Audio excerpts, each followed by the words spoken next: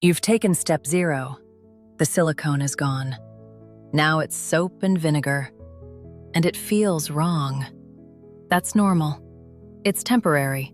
And there's a chemical explanation for everything you're experiencing. Most people fall into one of 3 categories.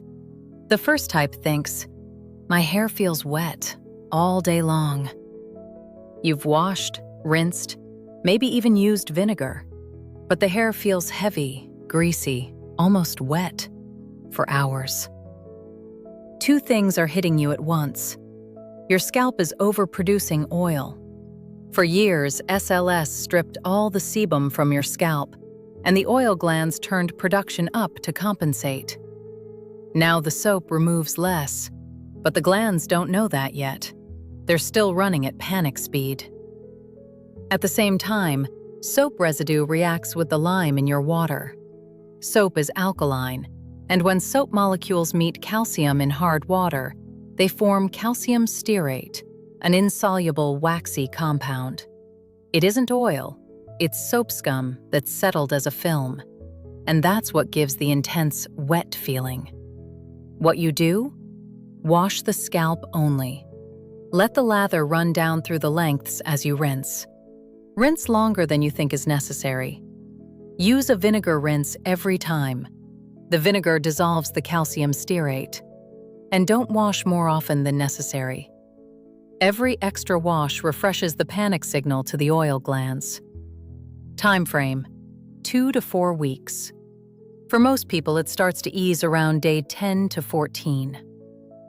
The second type thinks, my hair won't get wet, and it's a bird's nest in the shower. The soap lathers fine at first, but the lather disappears immediately. The hair won't really get wet. It tangles, mats, and clumps together, half dry and impossible to comb through. A bird's nest. This isn't the transition period. It's silicone still sitting there. You either skipped step 0, or you have so many years of buildup that one clarifying wash wasn't enough. The silicone film is water repellent. It pushes water away and the soap can't get through.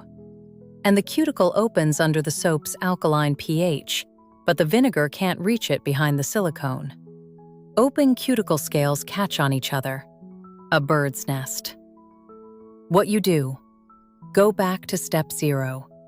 Wash with deep cleansing shampoo again, twice in the same wash if necessary. No conditioner, vinegar rinse. Wait 2 to 3 days. Try soap again. If the bird's nest effect is gone, it was silicone. If it's still there, repeat the reset one more time. Years of buildup can take 2 to 4 rounds. The third type. This is the one nobody talks about. It thinks, it worked brilliantly, and then it stopped. First wash. Lift, volume, lively curls, lightness. You're thrilled. Second or third wash. Heavy, waxy, flat. You're disappointed. Fourth wash. You reach for the shampoo again. What happened? The first wash removed the loose surface gunk, silicone, polymers, styling residue. Your hair was suddenly lighter than it had been in years. It wasn't the soap that was magic. It was the absence of everything that had weighed it down. But the deeper silicone was still there. And from the second wash, the soap started reacting with the lime. The sebum overproduction kicked in, and the residue from the old system mixed with the new. And you thought it was the soap that was failing. It didn't fail. The honeymoon just ended, and the real transition began. What you do? The same as the second type.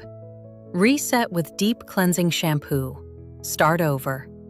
This time knowing that the first washes aren't the result, they're the starting gun. All 3 types have one thing in common. It feels wrong before it feels right. It's not a fault. It's the chemistry rebalancing. 2 to 4 weeks. Some a little longer, especially if you've colored, bleached, or heat-treated for years. And in the middle of those 4 weeks, you'll think, this isn't working. That's exactly the moment the industry is counting on. But the transition period isn't innovation, it's rehabilitation. Your great-grandmother's conditioner was a spoonful of vinegar. It took the industry 50 years to replace it with a bottle of silicone. Now it takes you 4 weeks to get back.